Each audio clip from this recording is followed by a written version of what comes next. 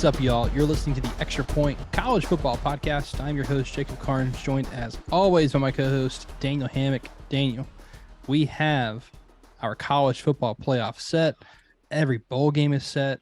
We just came off of just a fun conference championship weekend. We're going to dive into all of it and more. Daniel, I do have to start, though, with I'm a little sad because that was the last full Saturday of college football. How are you feeling? Yeah, it's sad. I was watching it play out yesterday. All the excitement led to sadness. I was right there with Max Duggan crying after the game.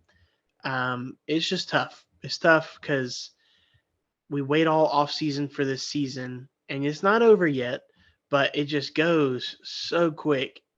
It's just those 3 months of pure love, and then now, it's sporadic. Schedule gets weird, just like everybody's holiday schedule.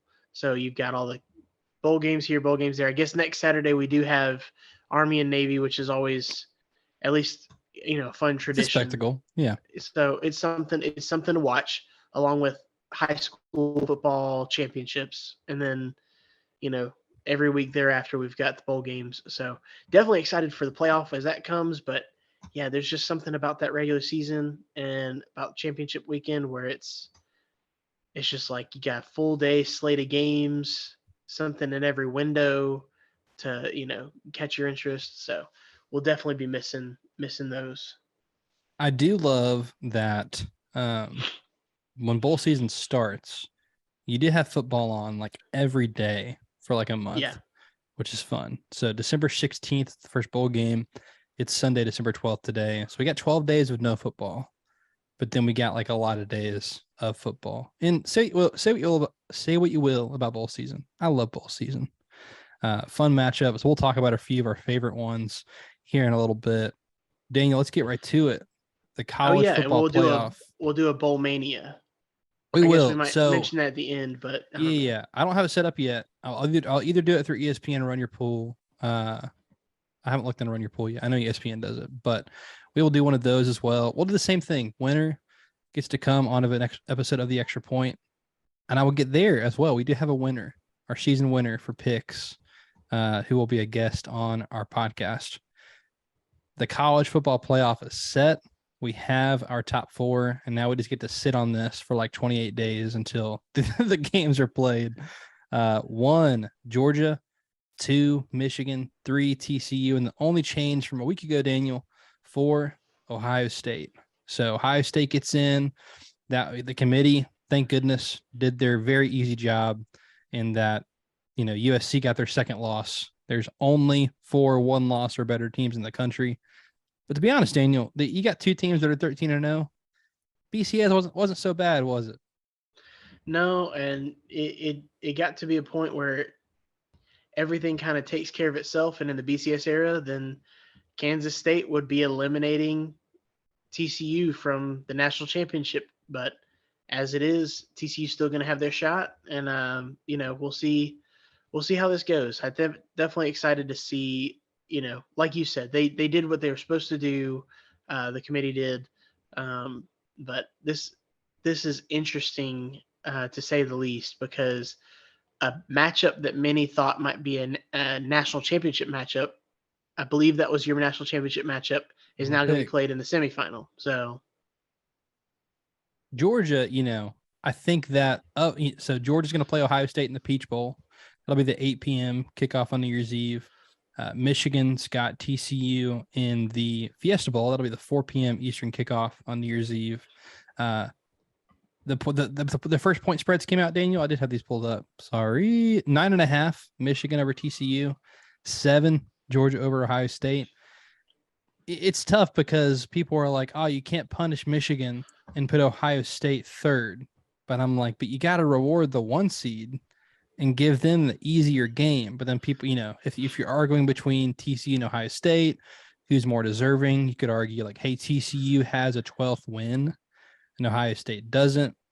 And then I right. heard people say like Ohio State couldn't even win their division. I'm like, well, if the Big 10 were like the Big 12, there wouldn't be divisions. And they'd just be playing a week later in a rematch in the Big 10 championship.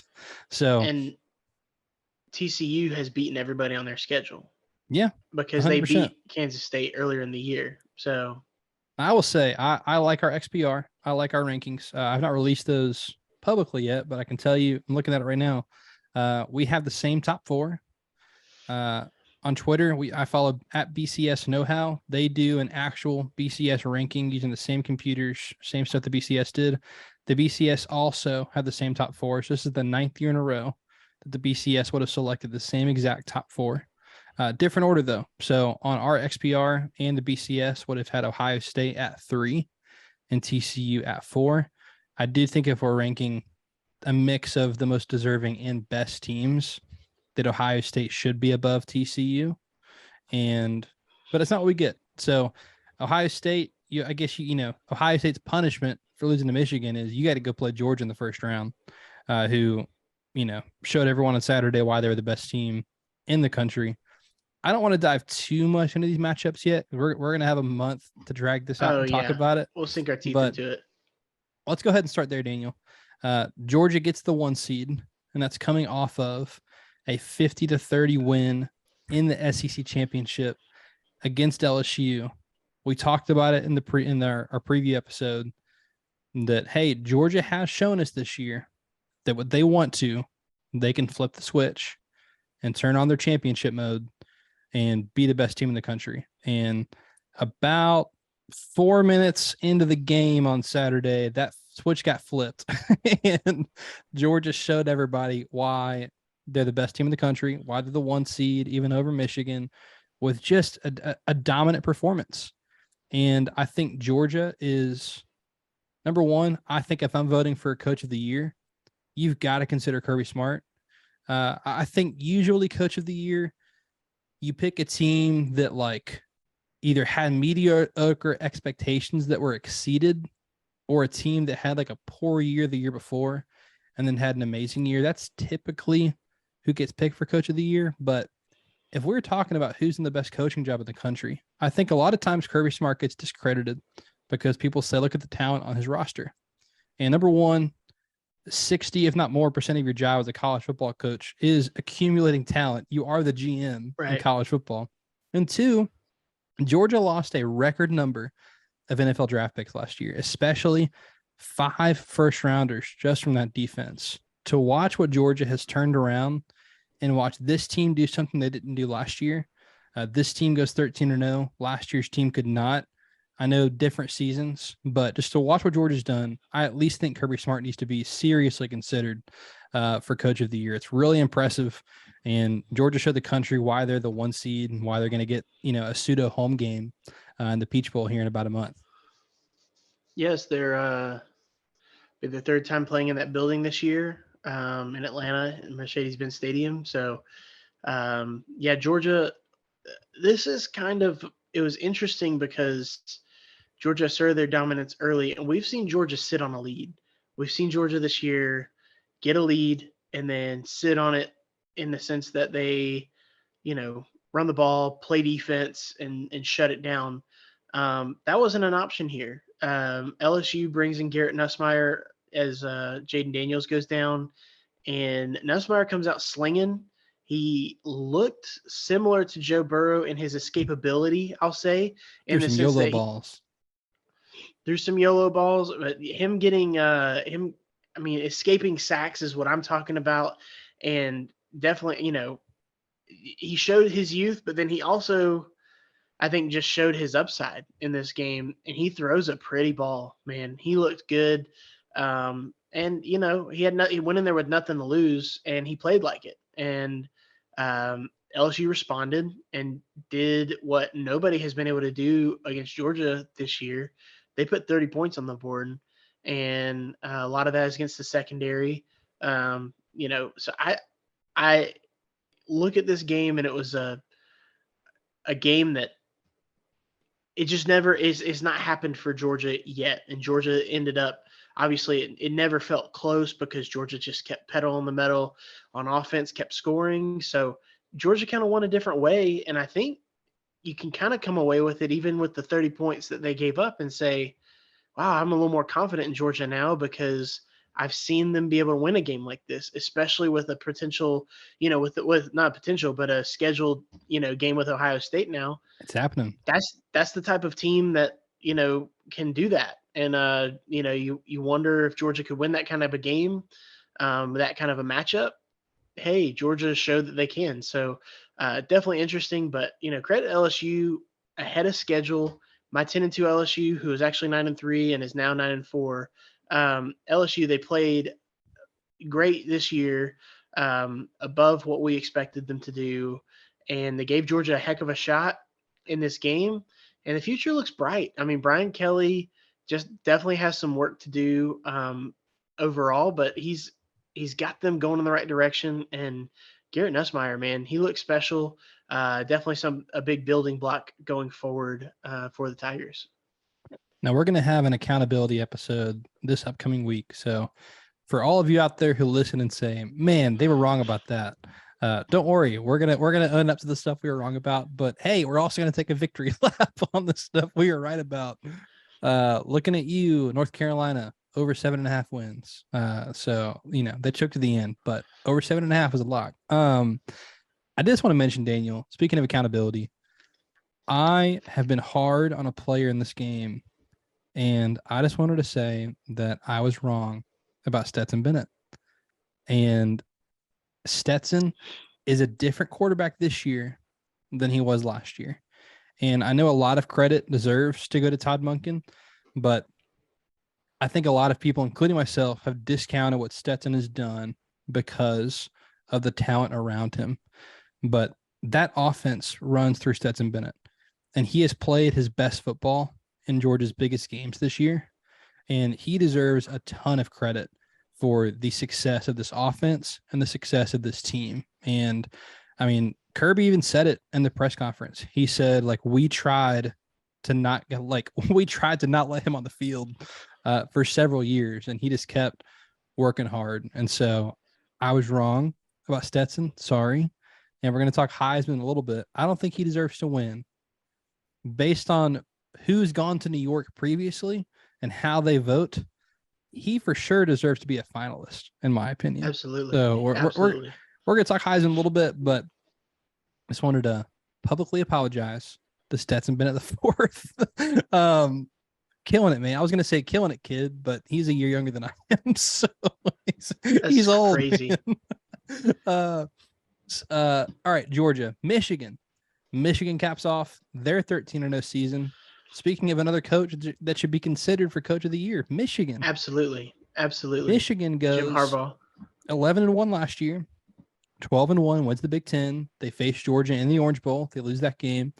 Harbaugh has the offseason where he also lost. It was 8 or 9 draft picks in the NFL.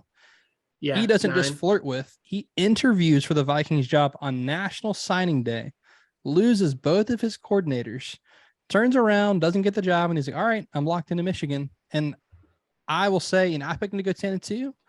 And I'm like, okay, locked in. We'll see. And 13-0, man. 13-0. They go and whoop Purdue in the Big Ten title game. Again, they're playing their best ball late all season. Yeah, it wasn't perfect all year. No. Yeah. But it started clicking against Ohio State. I wondered, hey, JJ McCarthy hasn't really shown off his arm this season. And the last 2 games he did. It was just because they hadn't shown it didn't mean they couldn't throw that deep ball. And that offense is running through JJ. Harbaugh made that right call early in the season. And honestly, McCarthy struggled early in the season, but getting him all those number 1 reps has set them up for now getting JJ McCarthy's best ball at the most crucial point in the season. So huge credit to Harbaugh, huge credit to Michigan, big win over Purdue, 13-0 season. And I mean, we're going to rank coaches in the offseason. You putting Harbaugh above Ryan Day at this point? I know Ohio State's in the playoff, so they got a chance, but yeah, it's tough. I think the body of work, man, he's there. There's not he's laid the foundation, and he's done it at multiple places. And now, breaking through that ceiling last year of beating Ohio State really just unlocks what all he's already done at Michigan as far as his consistency, which I think can't be overstated. There are so many programs that would kill to have that consistency, even pre, 2021 when they finally broke through that ceiling. So I think, he's got to be considered as far as coach of the year. And I think, right now he's ahead of Ryan Day, the guy who famously was born on third and thought he hit a triple, according to Jim Harbaugh himself. But no, this game, Jacob, I started hearing a lot of Purdue hype late, like day before, day of. Um, Nothing against Purdue. We've watched them all year. They are what they are. They can win games. They obviously are the West representative for the Big Ten. Aiden O'Connell is a special college quarterback. That being said, Michigan was clearly the better team. Early on, it did kind of look like it may be in doubt, which is kind of what I predicted. I kind of predicted that it would be, they kind of match scores to start with, and then Michigan pull away. Can we talk about how Blake Corum would have been a Heisman finalist potentially and may have been their best player? And, while we hate that he obviously is injured and his season is over with, the fact that they had Donovan Edwards on the shelf ready to go, Edwards is special. I mean, he is very clearly, a future NFL back just by his traits, how he carries himself. He's very, very measured. He's interviewed. He sounds great, but I mean, back-to-back games. I mean, he's had good games this year. He's had good moments, but as far as full body of work games, these last two games with the Ohio State game and the obviously the Big Ten championship. I mean, Donovan Edwards looks special, and without him, we're not really talking about how good JJ McCarthy is, because I think that they would be more struggling. They would be struggling. They wouldn't be able to have their identity, I guess is the best way I want to say Right. it. That They got to be he balanced. embodies what they want to do. And so losing Corum, but having Edwards is so huge. So I've just been very impressed with just next man up and then being able to continue. Because, I mean, like I said, Corum, potential Heisman guy. Like that's how good he was this year. Former 5-star. Stars matter. Absolutely. Helps to have Absolutely. a 5-star backup when your best player Corum goes has down. had 3 200-yard games this year. Something like that. And then Donovan Edwards had a 200-yard game. Yeah. If he stays healthy, I think he's the best shot of running backs had to win the Heisman in a long time. I say a long time. I guess Derrick Henry wasn't that long ago, but yeah, that was long. 2015. Yeah, so 7 years. Yeah, I think if he stays healthy, he's got a really good shot just because of what happened this weekend. Because he's on a contender and best player on a playoff team. Yeah, had really, really good stats. A lot of exposure. Daniel, TCU is at the 3 seed. They take their first loss of the season in overtime against Kansas State, or did they? Because that third and goal play he scored. So they lose. Doesn't matter. They stay right at 3. Committee did the right thing there. They had already started 12-0. They earned the right to lose that game. Are you? I mean, obviously, congrats to Kansas State. We'll talk winners first. They win the Big 12. Huge. They ended up they closed as a favorite in that game, as a 1-point favorite at the closing line. So Will Howard, I think, is their guy at quarterback. Deuce Vaughn made a guy look stupid on one of his touchdown runs, as he tends to do. He's special. So congrats to Chris Klieman in Kansas State. Is this year 2 or 3? 3 for Klieman. 3. Third year going to conference. I mean, huge win for Kansas State. But obviously, I mean, with the playoff now, the talk is TCU. Max Duggan had a Heisman performance in this game despite the loss.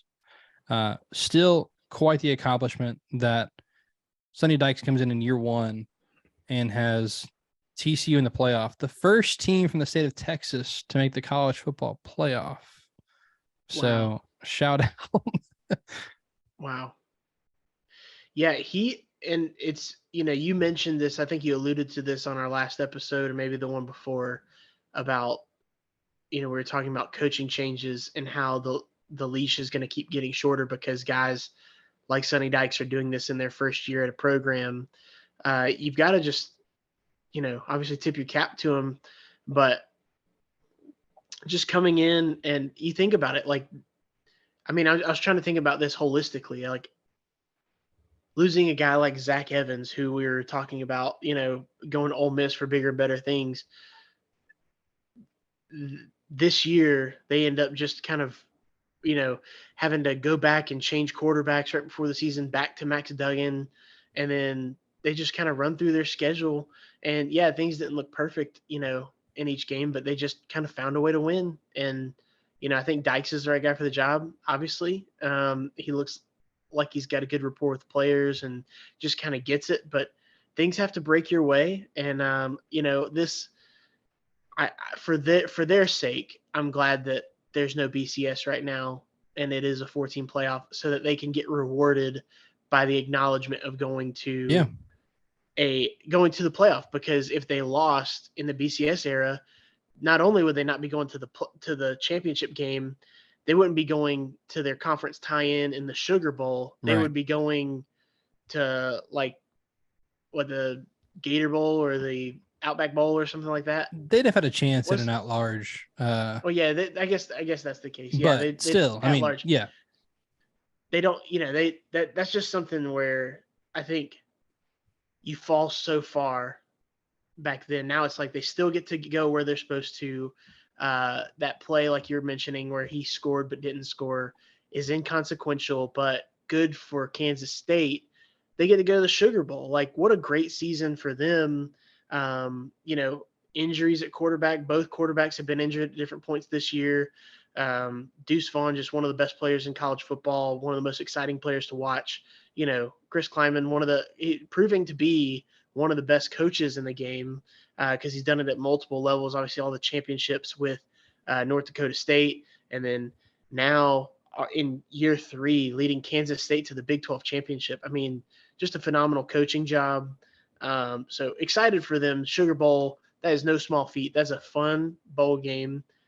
Great stuff. Big payout for the school, all that stuff. So, but yeah, TCU, man. I really liked seeing Max Duggan. I know I made a joke about it earlier after the game, crying, because it shows how much he cares. Like this college football matters, man. Yeah. And seeing competitors, what he cares about. I'm excited to see him, on the big stage in the Fiesta Bowl against Michigan. It's gonna be great. Love it. So Ohio State's at 4.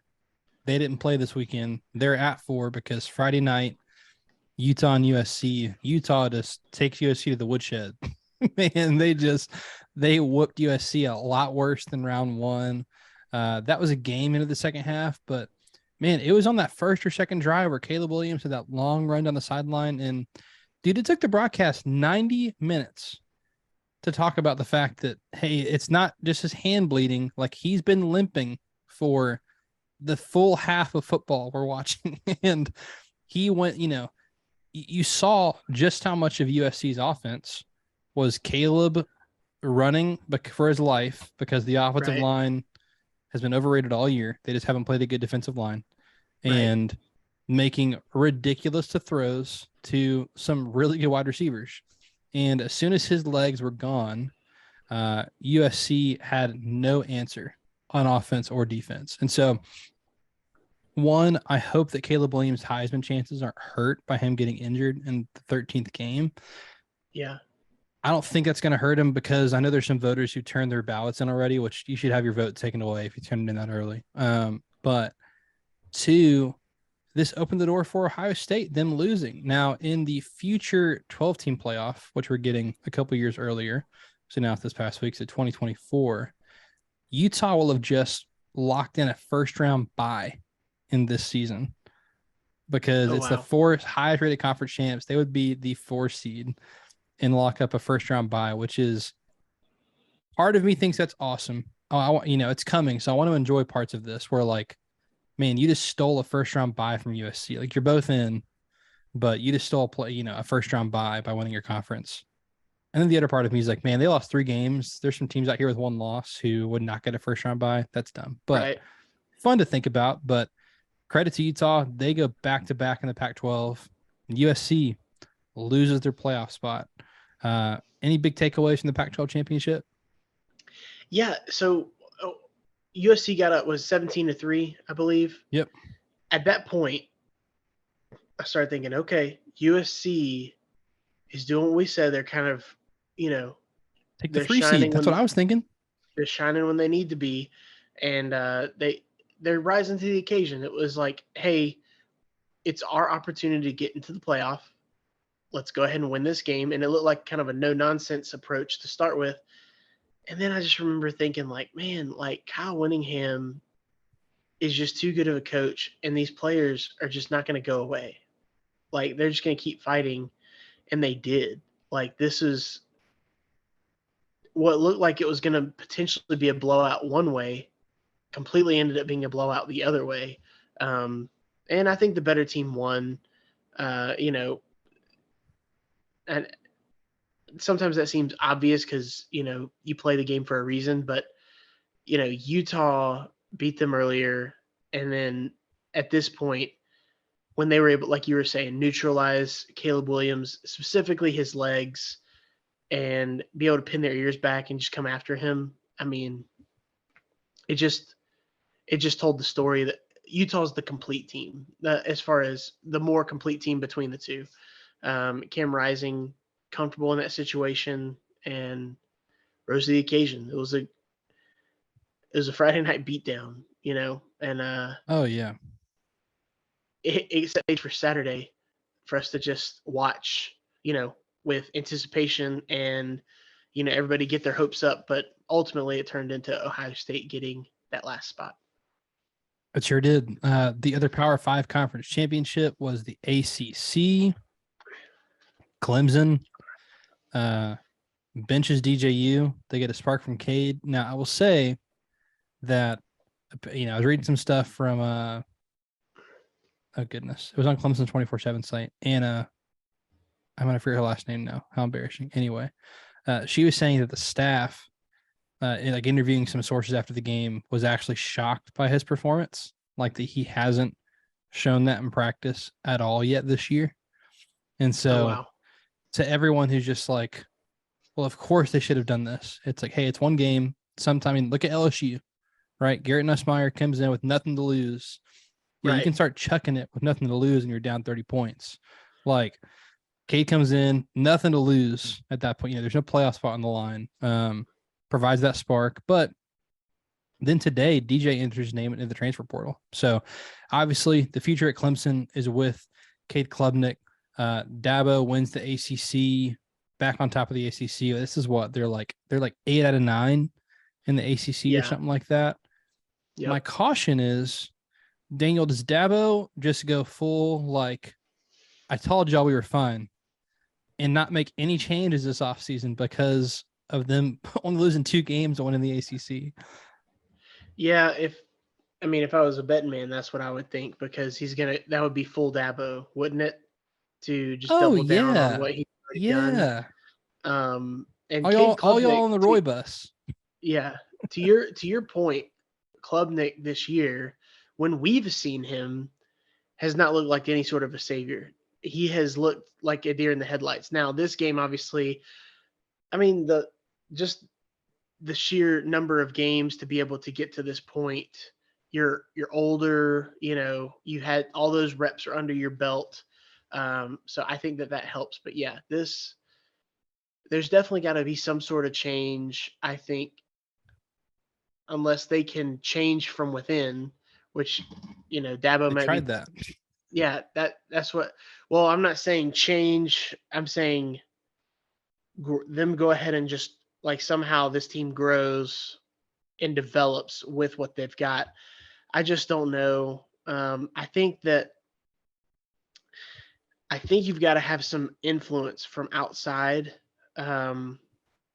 whether that be a position coach or some sort of a co-coordinator or something that can shake things up and have other experience other than Clemson, just to help them if when they face adversity, have another voice in the room. Because right now, I think you've got a bunch of yes men following whatever Dabo says, because he's the big dog, and he's the main guy, and they're all going to agree with him.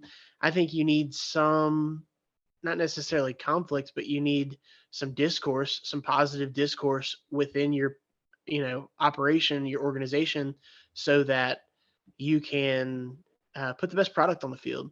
I am concerned because of obviously them not doing a lot in the transfer portal, and then recruiting not quite being there.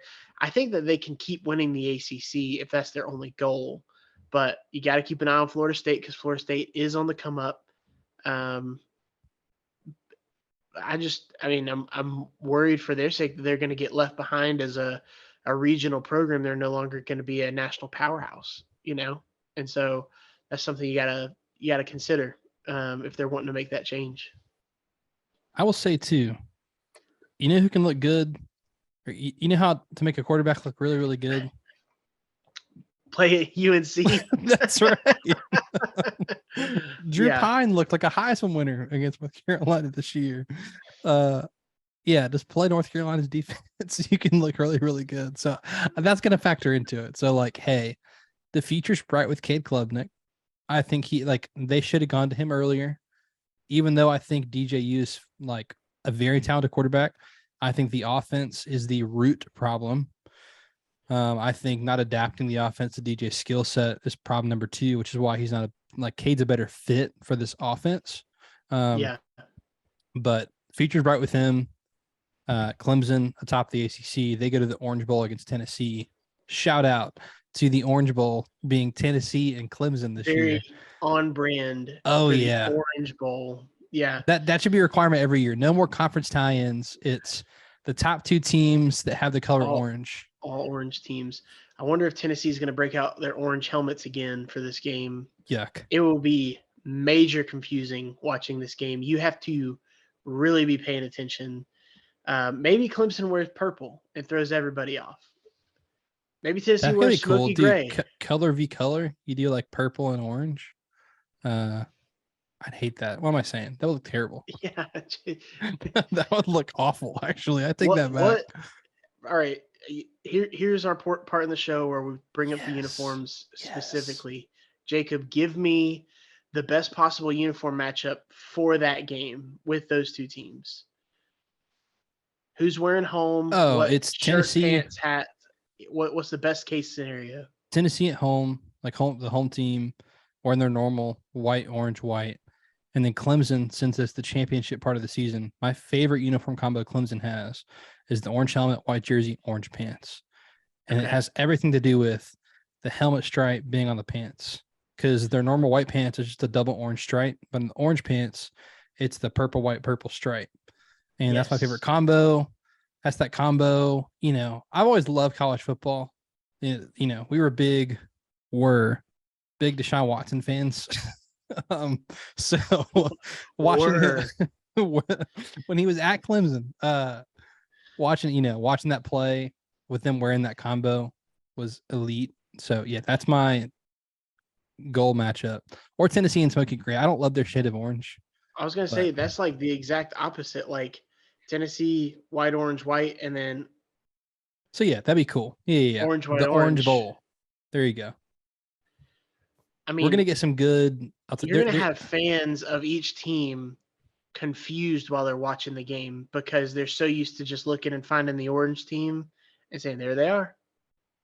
Don't worry. Part of our playoff preview will be the uniform matchups we're gonna get, because we're gonna get one really good one in the semi, one, and then we're almost my pick here. Guaranteed to get an amazing one in the national championship. So as long as Michigan wins. Yeah. That's right. As long as Michigan beats TCU. That's right. Hey, Tulane won the AAC, went from 2-10 to 10-2. So Willie Fritz will for sure be considered for coach of the year there. They get to go play USC in the Cotton Bowl. Any big takeaways from that game? I mean, just feel bad for your boy. Yeah.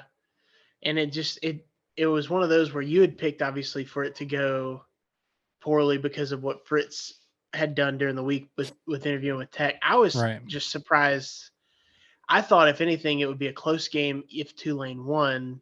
Tulane kind of pulling away there was impressive. So I came away impressed, I'll say that, with Tulane. And I think for them is a validating win.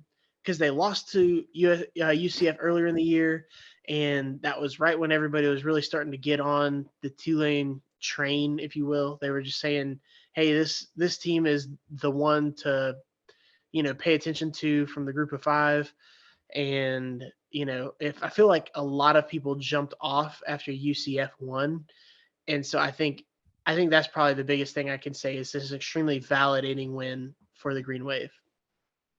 Yeah, here's the thing, Daniel. We record on Tuesdays for those picks episodes, and then Tulane announced their uniform on Thursday.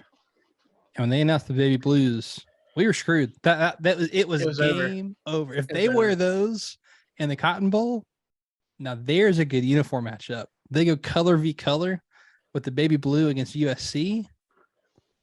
I'll be tweeting the Cotton Bowl tonight. Don't worry, I'll get on this. Make sure the campaign for the uniform. I got to get a Tulane shirt, man. With the Dude, I think home field got some Baby good Blue ones. Yeah, home field, and then they have their old logo or their old mascot on it. That little oh yeah. Daniel, I want to talk about some bowl games. So the New Year's Six bowls are set. We mentioned the Orange Bowl being Clemson and Tennessee. The Fiesta Bowl is Michigan and TCU. Peach, Georgia, and Ohio State. Those are your semifinals. You've got the Sugar Bowl, Alabama and Kansas State. So Kansas State gets that game by winning the Big 12. Alabama, that next highest ranked SEC team. The Cotton Bowl, USC and Tulane. The Rose Bowl, Utah and Penn State. Including those in the rest of the bowls, which I haven't mentioned all of them. But any bowls you're excited to watch or anything anything you're looking out for in those games? I've got 4 other ones I'll mention of the rest of the field of 64 bowls we have, something like that. Yeah. I think the 2 that are so Clemson and Tennessee in the Orange Bowl, in addition to all of the the orange talk, I think on field is going to be very intriguing because I think so too. We're not going to have Clemson at 100% because obviously Joe Milton's going to play quarterback, but they still looked pretty, or excuse me, Tennessee. They still looked pretty good, with him as quarterback. And then Clemson, are they still? I'm sure they're still going to play hard and all that. This one is a good matchup because I think 2 quality teams that are really looking to next year to rebound. And I guess for Tennessee, they have an even better year. They fizzled off at the end. So that one's interesting to me. I'm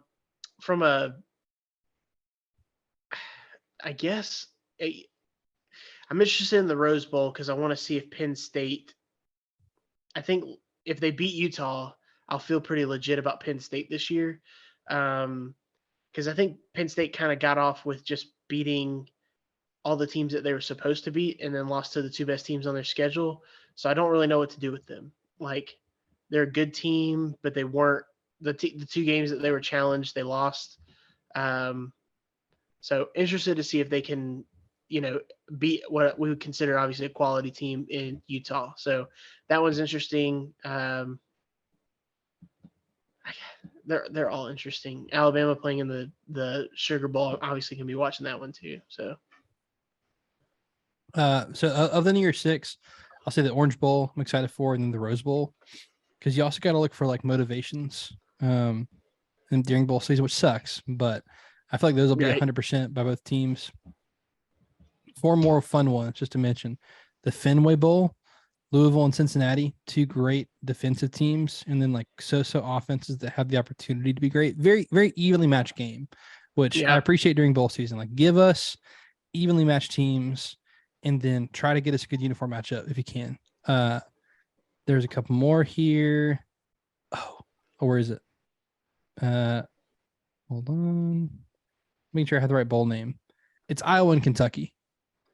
They should play every bowl season.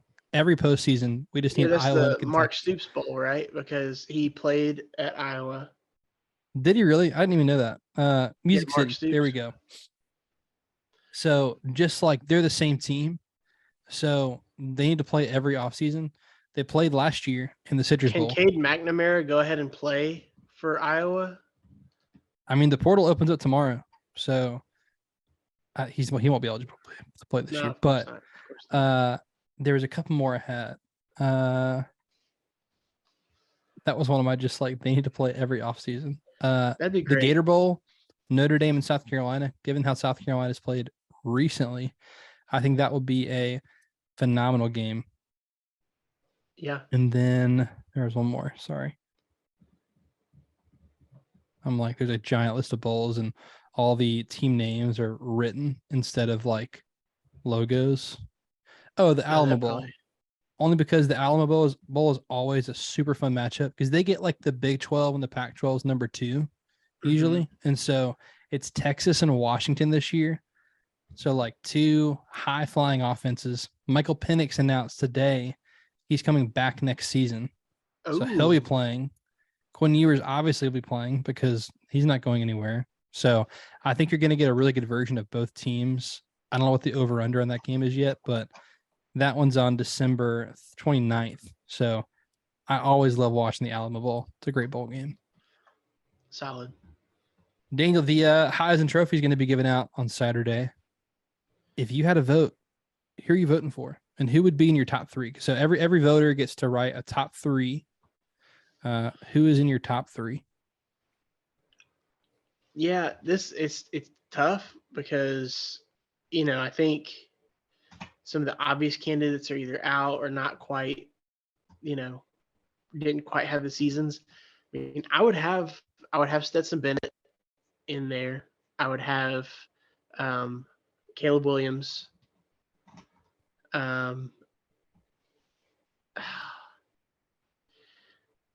CJ Stroud had a lot of touchdowns this year.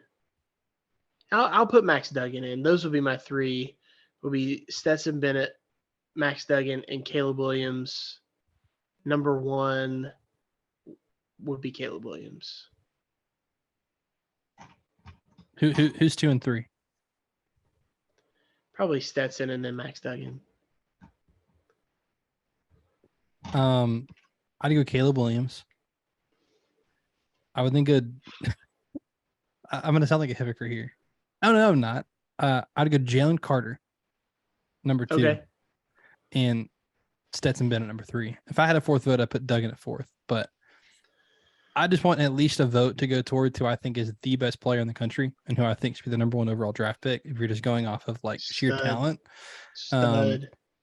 He had a few games out, which I think is going to, obviously he doesn't have a chance of getting it. If he had played every game, maybe, but also his position, you're not going to see eye-popping stats either. Similar to Jordan Davis last year for Georgia, but, he's playing on the inside. He doesn't play nose like Jordan Davis does, but he's still taking up bodies every play. I mean, I don't know if for those of you who did not watch the SEC championship, just go ahead and Google Jalen Carter, Jaden Daniels, and just click play. That is straight up disrespectful what he did to another adult man on the football field.